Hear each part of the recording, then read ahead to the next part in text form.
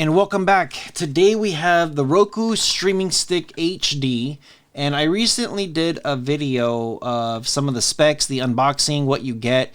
Pretty simple, very basic, probably the least specs wise that you will be surprised.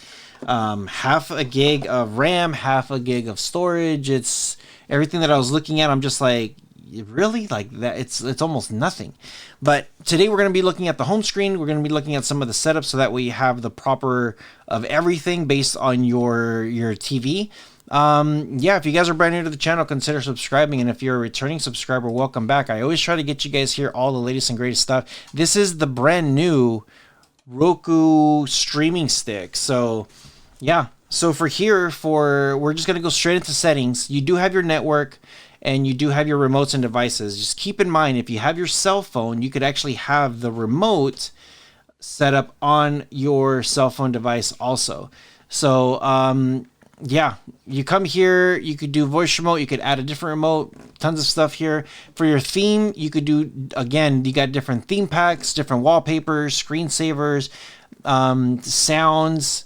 So anything that you want to get, it's going to be pretty good. You could just do the default stuff. As far as everything goes, everything is actually pretty fast. I would leave some of this stuff off just because it's so minimal on everything. I don't want to see sponsored wallpaper stuff, so I probably would turn that off. But they do have like animated stuff, screensavers, and of course restore to default. And you could get theme packs, so any kind of like popular theme packs, you can get that here too. If it works good, you could try it. For me, I want my stick at optimal settings all the time, so I would just turn that off. Display type, I do have a 4K device, but because this is going to push at a max 1080p, that's what you're going to get all the time. So it's automatically giving me the max resolution as it is. So depending on your device, that's what it is, but it's not going to give you anything more than what it is already. Now, as far as your accessibility goes, you do have your caption mode, caption style, your preferred language, you have screen readers, speech rates. You can mess with the volumes if you want. If you want something a little bit more, a little bit less. Same thing with the pitch of the sound of when they're speaking. Shortcuts, autoplay video. I probably would turn this off also. So it just depends on your preferences on that stuff. Your audio. So you got menu volume, high, mid, low. So this is all the clicking sounds and all that. I would just turn that off.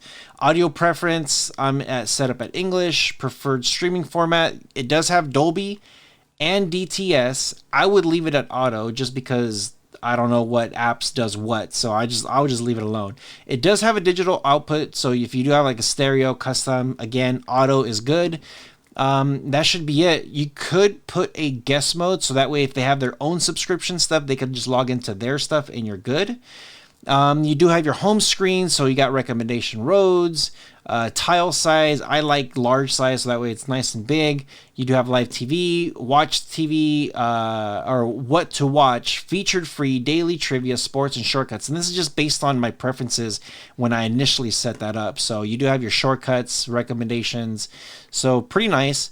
Payment method. I'm going to blur out my stuff here, but you could set up your PayPal or whatever it is that you want. Apple AirPlay mode, and HomeKit. So this is that settings. Of course, you got some legal, privacy, home, help, and system. Now, as far as your system goes, you do have your about, and this, I'm going to blur this again also. It has like my IP address, my Wi-Fi. It gives you everything that you need. You could put in your zip code, so that way it helps lock in your location, and then you could do your time. You could do a clock format, 24-hour format, your time zone. If you have a guide here and the guide looks a little bit funny, you might want to mess with that section. You could also control other devices, language, screen mirroring. Always check for software updates, which initially this is what it did, and then you got your system restart, advanced system settings for factory reset, whatever it is that you need. Yeah, everything on this device is extremely easy to use. And look, I just hit the home button once and it kicked me all the way out. Yeah, it's very, very good. I don't want to get too crazy on it. There's so many details on what you can do to set up your device on how you need it for your setup, your TV.